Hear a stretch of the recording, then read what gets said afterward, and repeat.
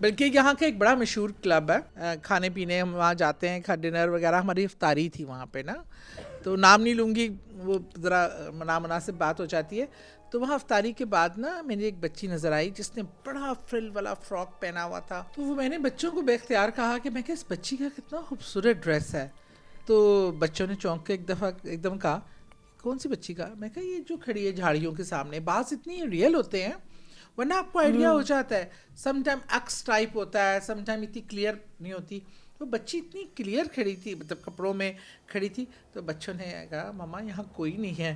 وہ سمجھ گئے کہ ماما کو کوئی چیز نظر آ گئی ہے. بچے خوفزدہ نہیں ہو جاتے آپ کے ساتھ؟ بچے پہلے تھوڑے ہو جاتے تھے، اب ان کو یہ ہوتا ہے کہ بس مما ہمارے پاس بیٹھی ہیں. تو بہرحال لیکن اب وہ بھی بڑے ان قصے کہانیوں سے یوز ٹو بھی، ان کو اندازہ بھی ہو جاتا ہے، کچھ ان کو فیل بھی ہو جاتا ہے کہ یہاں گڑبڑ ہے. مما اگر بتا رہی ہیں یا کہہ رہی ہیں گھر میں کوئی ایکٹیویٹی ہو، مطلب بچوں کو آواز آنا، قدموں کی، دروازے کھلنا، کچھ چیزیں. کبھی ایک دو بار ایسی چیزیں آئیں گھر میں جو بہت نیگیٹو تھیں اور نقصان پہنچانے والی تھیں، تو ان کا بچوں کو بڑا پراپر محسوس ہوا. میری دونوں بیٹیاں کا جو کمرہ تھا، تو وہ اس کمرے میں مجھے نا ایک مگر مچھ ٹائپ کی کوئی چیز تھی جو دیوار پہ 2-3 بار نظر آئی. تو میں نے اس کو اوائڈ کیا، پڑھ کے دم کر دیتی تھی بچوں پہ. لیکن میری بیٹی نے کہا کہ مجھے نا کمرے میں اکیلے میں محسوس ہوتا ہے کہ کوئی ہے، کسی کی پریزنس فیل ہوتی ہے، اور کوئی چیز مجھے جیسے اپنے ہونے کا احساس دلا رہی ہے. فرش پہ جیسے رینگنے کی آواز آتی ہے نا، کیونکہ وہ مگرمچھ شیپ کی تھی اور وہ جب چلتی تھی تو جیسے لگتا ہے دھپ دھپ دھپ کوئی چیز چل رہی ہے. تو وہ کہتی تھی مجھے رات کو دیوار پہ کچھ شبیہ سی بھی نظر آئی ہے. تو وہ ڈر رہی تھیں بچیاں نا. میں پڑھ کے پھر میں ان کو دم کرتی تھی تو پھر تھوڑا سا ریلیکس ہو کے سو جاتی تھی.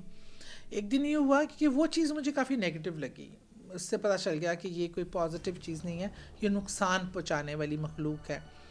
بہرحال ایک دن میں، بچوں کے دروازے بند تھے، اپنے کمروں میں سو رہے تھے، میں اپنے کمرے کی طرف جانے لگی. جب اپنے کمرے کی طرف دروازہ کھول کے انٹر ہونے لگی تو ایک بہت شدید قسم کی مجھے اللہ کی طرف سے انٹیوشن ہوئی کہ مجھے بچوں کے کمرے میں جانا چاہیے. دیر از سم تھنگ رانگ، مجھے بچوں کے کمرے میں جانا چاہیے. پہلے میں نے کہا کہ شاید ایسی دماغ میں ہر وقت میرے تو کوئی چیزیں چلتی ہی رہتی ہیں، میں اگنور کر کے جانے لگی. پھر کسی چیز نے نا مجھے اندر سے کھینچا. سکس سینس آپ کی کہہ رہی تھی. ہاں، کچھ ہونے اور ایک اللہ نے ایک ماں کو بھی ایک ایکسٹرا سینسز دی ہیں.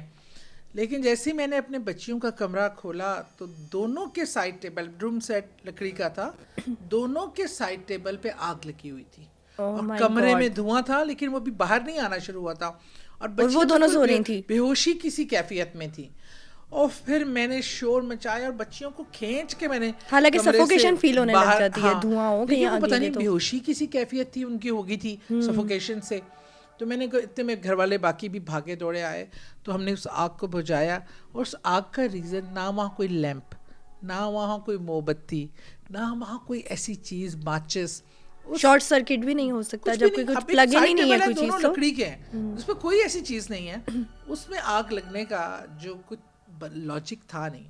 اللہ تعالیٰ نے بچیوں کو زندگی دی اور مجھے یہ مطلب سینسز دی کہ میں یہ کر سکی. اللہ نہ کرے پتہ نہیں کتنا بڑا نقصان ہو جاتا. اور میں آپ کو بتاؤں ہو جاتا ہے اس کا